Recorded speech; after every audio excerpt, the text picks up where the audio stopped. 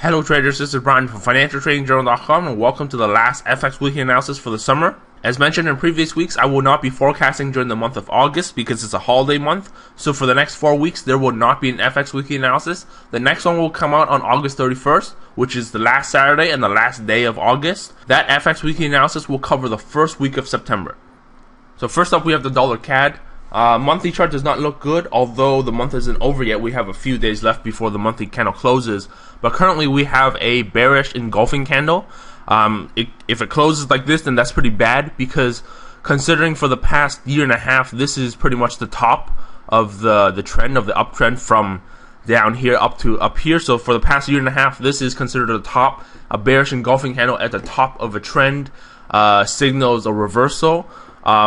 The only saving grace that we have is this weekly trend line right here, which we'll see when we zoom into the weekly chart for a better reference. I mentioned last week that what we wanted this week was for it to bounce off of this trend line, which is the daily trend line, which is shorter term, so this is only a few weeks, compared to this weekly trend line, which is for literally the past year, because this started on September, so about 11 months. So right now we're still at this daily trend line. So moving forwards, this is the pivot point again, if you will, depending on where it goes. Either breaks up to the upside, or if it goes down, then as I mentioned, the only saving grace we have is this weekly trend line. If it breaks this weekly trend line as well, then the dollar CAD is pretty much screwed, and it's destined to go back down to at least parity. 1-to-1 is somewhere over here, and then if it breaks below that, then it's going to go back down to below parity. So moving on to the daily chart.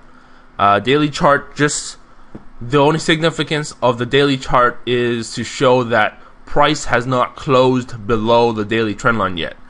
We have punctured it twice, punctured it on Thursday, punctured it on Friday, but price has still closed above the daily trend line. So that is reassuring in some sense, in the sense of we haven't closed below it yet, so there is a chance that we could bounce. So hopefully it does bounce, because as you notice, we've been going down for quite a while now. So given this channel here, it goes down, then goes up, goes down, then goes up, goes down, then hopefully it goes up. If it doesn't go up, then as I mentioned, the saving grace is down here, the weekly trend line, which is all the way down here, and this might actually, depending on how fast it gets there, might coincide with the low of this one, which is around the 1.015 mark. So that's something of interest going forwards.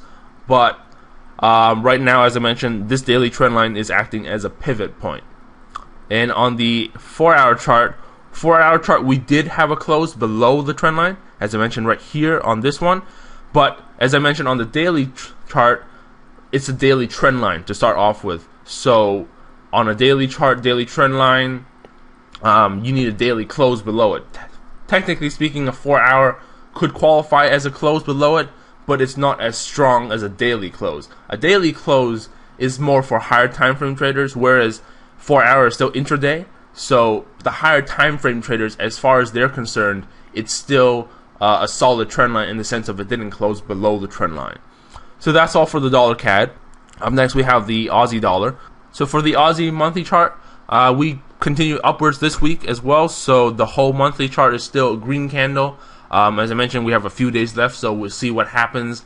We would basically at this point need a miracle for price to drop down to 911, which would be a 150 pip drop, which is possible, but that would give a doji candle. It would have to drop significantly to give a proper bear red candle. Otherwise, if it drops to doji, then a doji could signal reversal. If it gets down just below that, then we'll have a pin bar. So both doji and pin bars are not good for bears, because both of them are some type of reversal candles for bulls to see what the next month happens in August. But that's all I have to say for the monthly chart. Weekly chart, same deal. We kind of have we did try to break above these wicks, but we haven't closed successfully above them yet. See, if you look at this red candle here, that wick was all the way up there. We're still below that. Even last week's candle, the wick is up there. We're still below that. This week, we did manage to puncture above that as well, but we're still below it.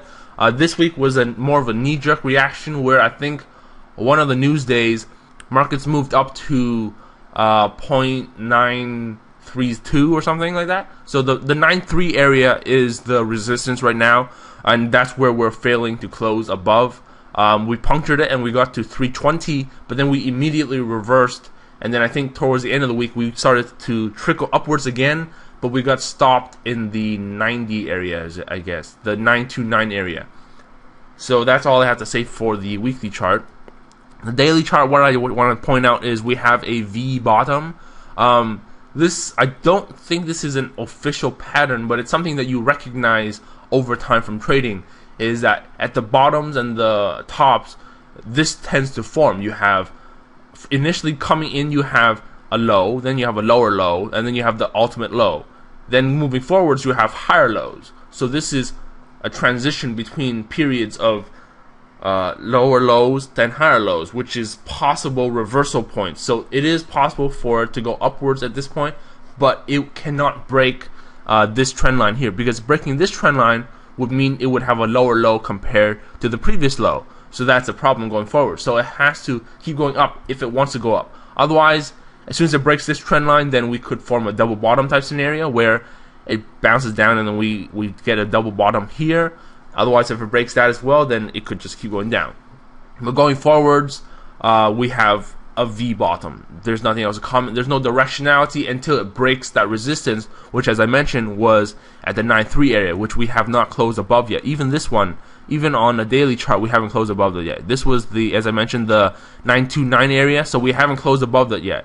So it would have to close above that area to break out of this V bottom to go upwards. But going upwards, as I mentioned, it's going to get stopped by resistance levels. We have all of these levels to stop it. So that's it for the daily chart. Up next, we have the 4-hour chart. 4-hour chart, the only thing I want to point your attention to is this is the aqua V bottom, as I mentioned previously.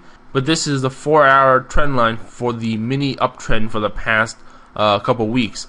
As you see, it's connecting these lows, and then it broke here. So this was that knee-jerk reaction I mentioned, where it got up to 0.932, and then it went down. And then this is going back up to retest this trend line. So this is something I like to do, where you draw trend lines, it breaks the trend line, it goes back to test the trend line near it, and then this is usually when you make the deciding factor. Does it go down or does it go up? And based on how market reacted, it looks like it might go down, because this is resistance. Because going onwards here, this is support, but over here it's resistance. The trend line is acting as resistance. So it goes back down to here. That's the projected path for next week. And then this will be the deciding factor. What happens on this daily trend line? Does it go up, bouncing up for bulls, or does it go back down? And that would nullify this V bottom. So that's it for the Aussie dollar. Now we have the Euro dollar. I still have nothing to say as far as the monthly time frame goes, aside from that's a pretty impressive green candle. Considering last month we had a really huge upper wick on this pin bar, and then this month, the beginning of it, we did drop down to the 1.28 level, and now we retrace back up, so now that's a lower wick, and then we have this impressive green candle up there now. So just like the Aussie, it could go down and close at the open price. That would be a doji.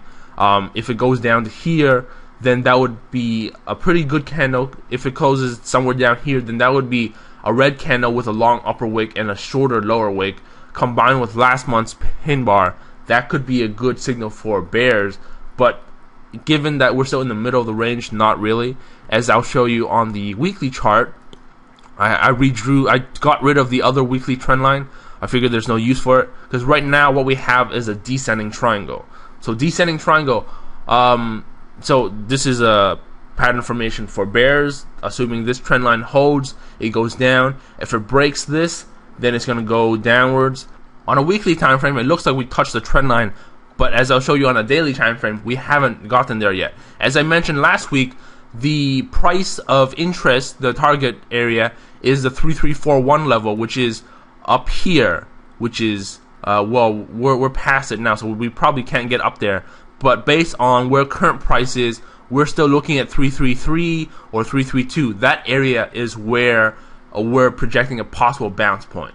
That is surpassing the 78.6 level. As I mentioned last week, this was a possible bounce point, but since we're so close, it's only another, at this point, 40 to 50 pips away, so I think price will just spike up momentarily for a day or two and then just bounce back down. That's the projected path for this week. This will be the pivot point. The pivot point will be the trend line to see what happens, or this fib level could be the pivot point as well, where this will be the deciding factor, because right now we haven't closed above this level. So that's all I have to say for the daily chart. So for the 4-hour chart, the only thing I have to comment on is the projected time for how long it'll take to reach the 333 or 332 level. It might take between 4 to 5 candles or max 10 candles, depending on how slow it is, to get up there. And then once it's up there, it's going to consolidate for a few more candles and before making its move to either go up or go down. So like I mentioned, this trend line is the deciding factor for next week. So that's it for the euro dollar. Lastly, we have the pound dollar.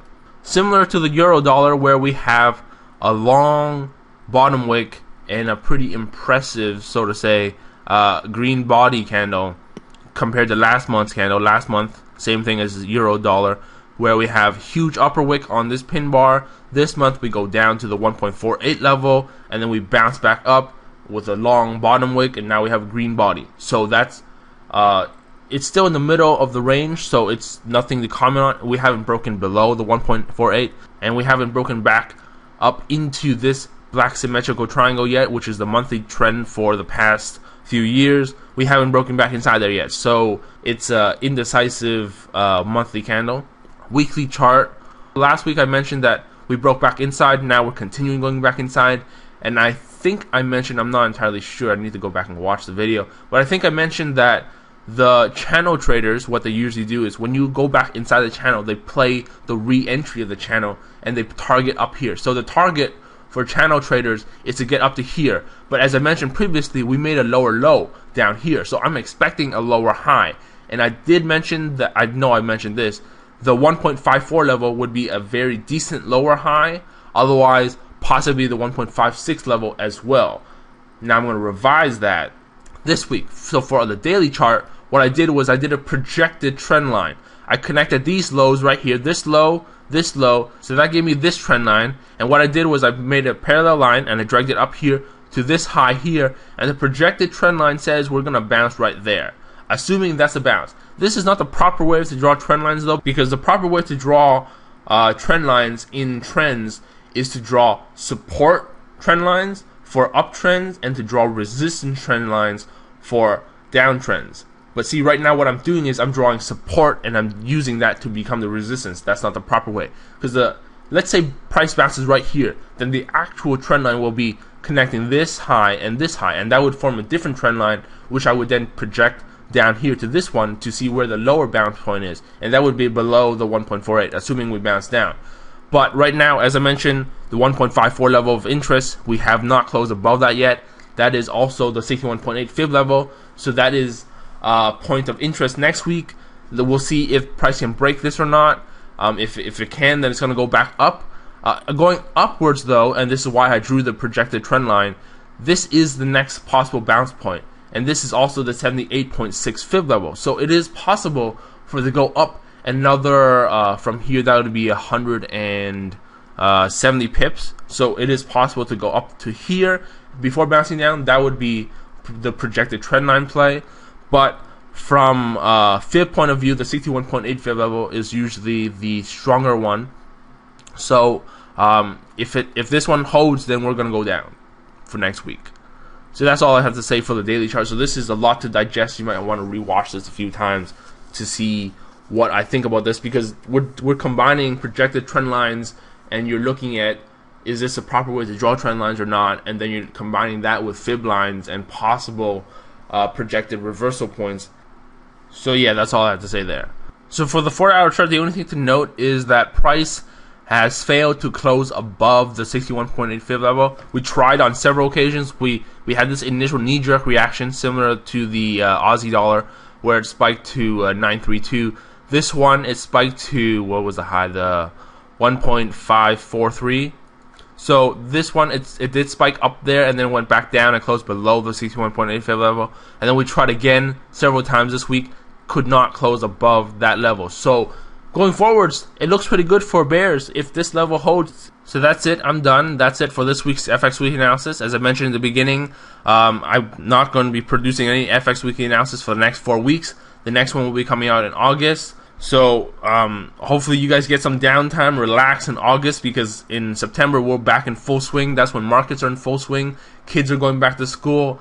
And then that's around the time of quarterly reports are coming out and earnings are coming out in October. So September, October tend to be one of the most active periods of the year. The other active period is during March and April, because these are the spring and fall seasons. Spring and fall don't have any holidays, whereas summer and winter have Christmas holiday and summer holiday. So non-holiday seasons are usually high volatility, high opportunities for trades. So get some rest over the next month, and I'll see you on August 31st for the forecast of the first week of September.